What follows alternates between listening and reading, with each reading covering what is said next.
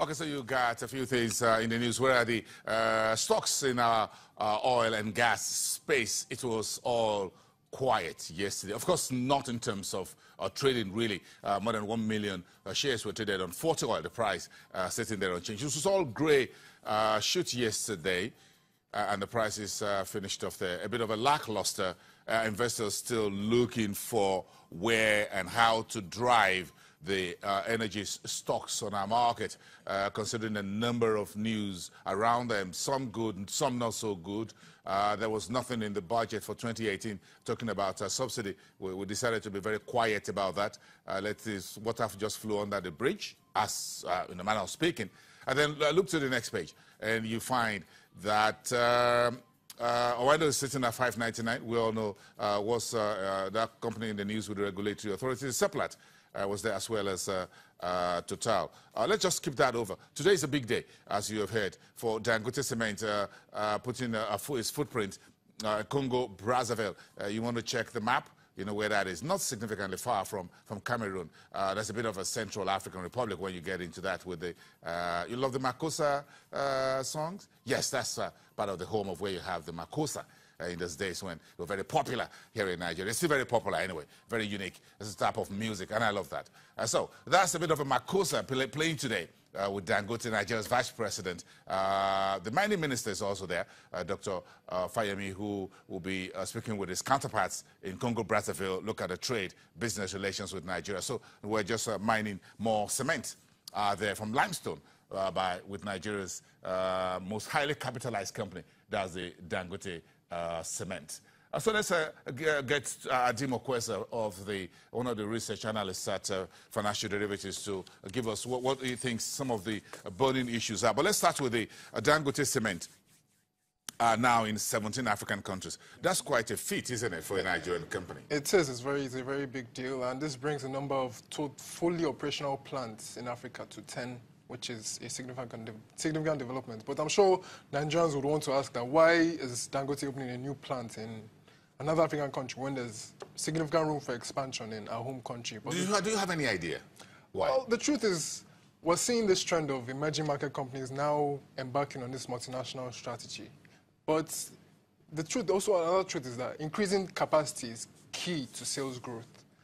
And in order to diversify hedge against political risk, market risk, you need to diversify into other countries. Yeah, because I think that's it. Yes, I remember. I think Dangote Cement started aggressively expanding in other African countries at the tail end of 2014, beginning of 2015, when because of the presidential elections, and also that was when we started seeing signs of economic slowdown. So and consumer spending. Yes. Folks I'm not sure how many bags of cement were sold last year, with folks looking for a loaf of bread. Yes, indeed. And so it's very good news for Dangote Cement.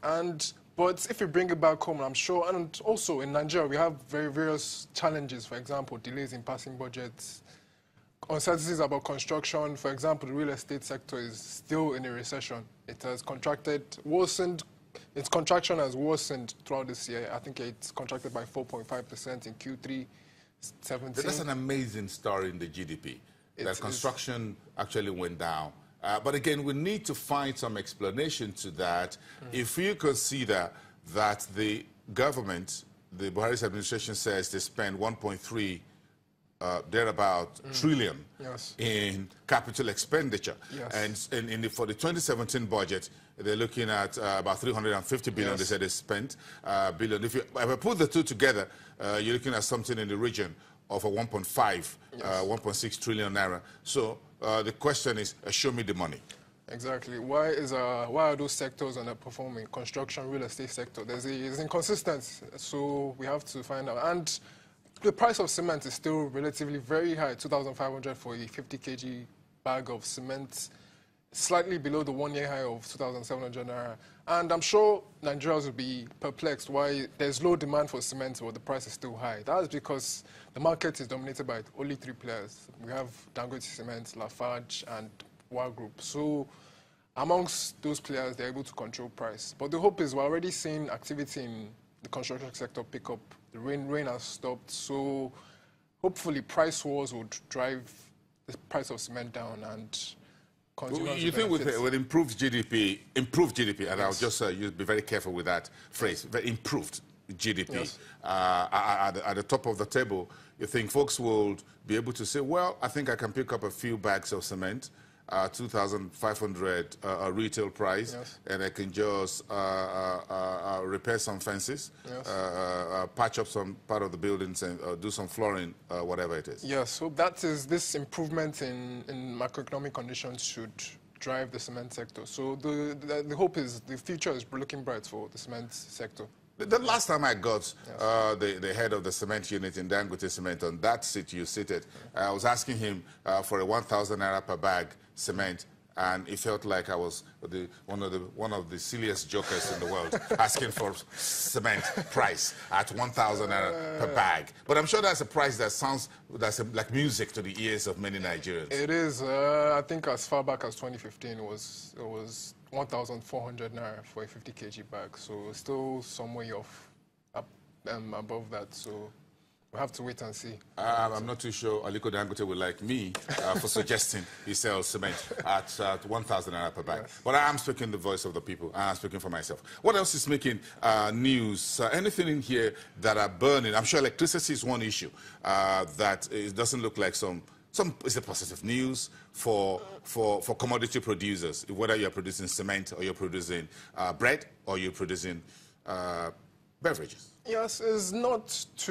I think it's one of the items on the bad news. We're seeing outputs from the national grid drop below 4,000 megawatts for the past week and a half now, and that's, I think, it contributes. If you look at the graph, you can see the graph come down drastically, and I think it contributes that to maintenance. I think they're carrying out maintenance. These distribution companies are carrying out maintenance work, so I don't think there's anything to worry about just yet. Nothing to worry about. But again, if you don't have a stable